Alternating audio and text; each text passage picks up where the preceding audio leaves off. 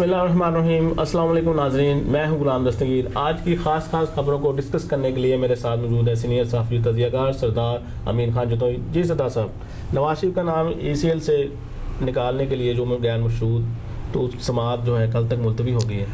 देखिए, मैंने जैसे आपको पहले दिन से कह रहा हूँ कि ये हुकूमत जो है ये एक नवाज शरीफ की सेहत के साथ ना एक अजीब तरह की एक सियासत का जो है ना अमल, ये बिल्कुल भी किसी सूरत भी ना ही अवाम इसको पसंद कर रही है, ना ही जिसे कहते हैं कि कोई भी पार्टी, आप सीनियर सियासतदान ले लें, सीनियर जितने भी पॉलिटिशियंस हैं उनके बयान दें। इवन देन जो हुकूमती हिमायत याफ्ता सेनेट के चेयरमैन हैं उन्होंने भी कहा कि नवाज शरीफ को फिलफौर बाहर जाने की इजाज़त दी जाए।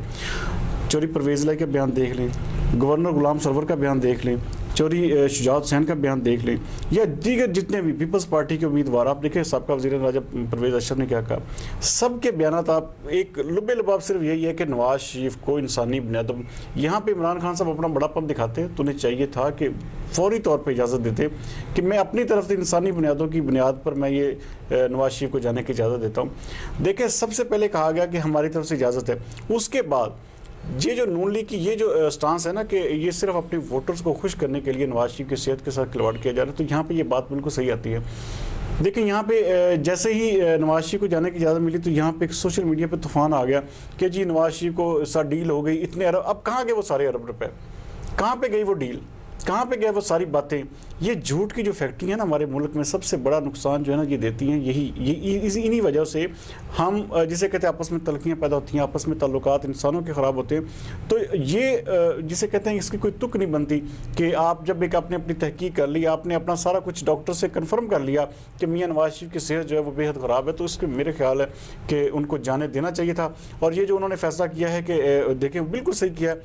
माजी में कोई मिसाल नहीं मिलती कि कोई भी शख्स का नाम निकाला गया हो ECL से और उसकी बुनियाद रखी गई कि उससे कोई बॉन्ड लिया गया या उससे कोई किसी किस्म की श्योरिटी मांगी गई। अदालतें श्योरिटी मांगती हैं, अदालतें ही सब कुछ करती हैं। जब अदालत ने कह दिया कि इनको बाहर जाने दिया तो उनको नहीं रोकना चाहिए था।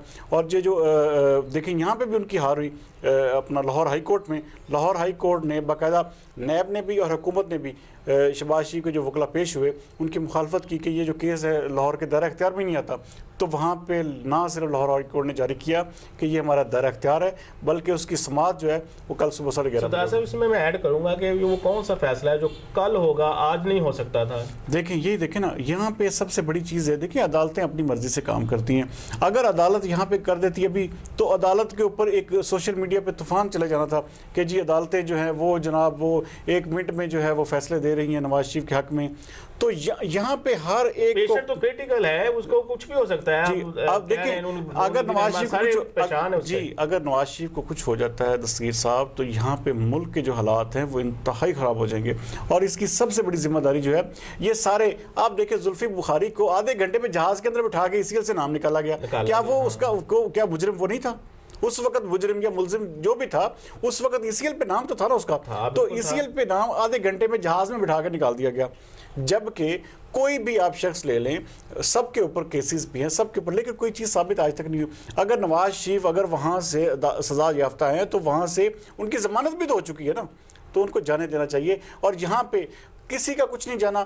ये इमरान खान के नीचे जितनी कबीना के लोग हैं, ये मिनिस्टर्स हैं, ये कल कला को उडारियां मार के दूसरी जगहों पे बैठे होंगे और ये सारे का सारा भुगतान जो पड़ेगा ये इमरान खान साहब। कंडीशन भी तो देखना चाहिए ना कि उनकी कंडीशन क्या है। जी बिल्कुल, इसी हवाले से देखें इस वक्त आप पूरी दुनिया में देख लें, आप हमारे पाकिस्तान का मीडिया देख लें, हर चीज़ को भूल के वो नवाज शरीफ की सेहत पे लगे। इट मीन्स दैट कि वहाँ पे उनकी सेहत पे क्रिटिकल इश्यूज हैं और उनकी सेहत के मामला सही नहीं हैं। तो यहाँ पे जो ये जो खेल है ये बहुत महंगा पड़ेगा। अगर कुछ भी हो जाता है तो हमारी तो दुआ है बीइंग जिसे कहते हैं कि एक इंसानी नाते हम तो ये चाहेंगे कि मियाँ नवाज शरीफ जल्द अज जल्द सेहत याब हों, लेकिन ये जो एक अजीब तरह का खेल खेला जा रहा है ये नामुनासिब है। हुकूमत और अपोजिशन के दरमियान मुज़ाकरात हैं वो कामयाब हो गए हैं। जी बिल्कुल। अब देखें उन्होंने अब देखें कल की बात है, कल इनकी आपस में धींगा मुश्ती थी। जब तक पार्लियामेंट सही काम नहीं करेगी, जब तक कौमी असम्बली में, अब देखें उन्होंने क्या किया कि सदारती आर्डिनेंस जितने भी पास किए थे, इम्पोज किए गए थे यहाँ पे, तो उनको वापस लिया तो क्या हुआ कि अपोजिशन ने जो डिप्टी स्पीकर के खिलाफ तहरीक अदम एतमाद थी वो वापस ले ली। इन चीज़ों का मतलब क्या बनता है कि जब आप किसी के साथ लाइजन बना के काम करेंगे, किसी के साथ आप मिल के देखें, अपोजिशन को साथ मिला के हुकूमत काम कर सकती है, वरना हुकूमत काम नहीं कर सकती। आज यहाँ पे पीपल्स पार्टी और नून लीग ने मौलाना फजल रहमान का भरपूर साथ दिया होता तो ये हुकूमत नज़र भी ना आ रही होती। लेकिन क्या है, ये दोनों बड़ी पार्टियां चाहती हैं कि मामला चलें, हमारी जो पार्लियामेंट है या हमारी जो जमहूरियत है वो रवां दवां रहे, तो इसीलिए वो इमरान खान को मौका दे रही हैं। तो ये चाहिए, हुकूमत को भी चाहिए कि होश के नाखल ले और इस हवाले से कोई भी फैसला करने से पहले अपोजिशन को एतमाद मिले। वफाकी काबीना में भी रद्दोमल का जी बिल्कुल, हाँ, उसमें रद्दोबदल ये बड़े अरसे से ये बात चली आ रही है, क्योंकि बहुत सारे वज़रा की कारकर्दगी जो है वो बिल्कुल 0/0 है। और यहाँ पे सबसे पहले मैं आपको बता रहा था पहले भी कि इमरान खान साहब को चाहिए कि सबसे पहले ये जो चेहरे जो काम नहीं कर रहे, जो हुकूमत की बदनामी का बायस बन रहे हैं, जो इमरान खान की बदनामी का बायस बन रहे हैं, उनको फिल फॉर ओहदों से हटा के नए बंदे लगाएं। आप देखिए, पुरानी पार्टी तो आपको पीटीआई नजर ही नहीं आ रही। सब लोग नए जो फसली बटेरे थे, जो जिन्होंने जंप मार के इस पार्टी में शमूलियत इख्तियार की, आप देखिए पीपल्स पाकिस्तान तहरीक इंसाफ के पायनियर्स में से उस लिस्ट में कौन बंदा है?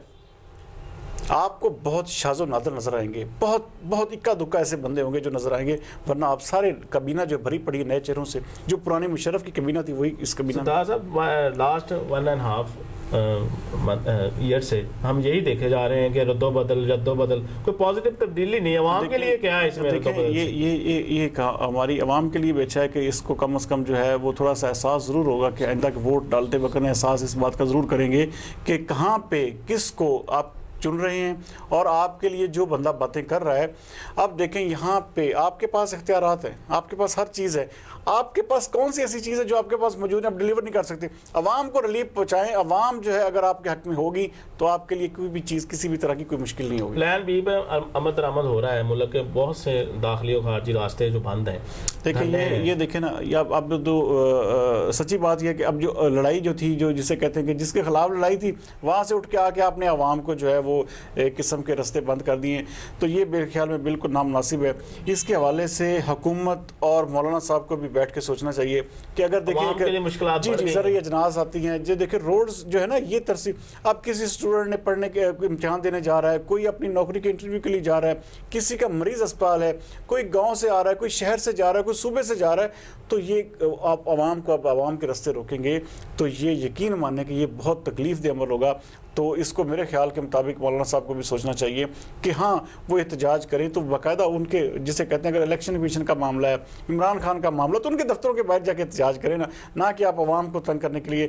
तो मेरे ख्याल में ये एक नामुनासिब अमल है और इस हवाले से हुकूमत को, और देखिए आज जैसे पेशावर हाई कोर्ट ने ऑर्डर जारी कर दिया कि सड़कें बिल्कुल बंद नहीं होंगी, इस हवाले से हमने ऑर्डर जारी कर दिया। अब हुकूमत जो है अपनी अमलदारी जो है मुकम्मल दिखाए, तो इस मेरे ख्याल के मुताबिक हुकूमत को इसमें अपनी जो रिट है वो कायम करना पड़ेगी। चेयरमैन नैब जवेद इकबाल की सरवर इजलास हुआ, केसेस के बारे में ब्रीफिंग दी गई, इस बारे में आप?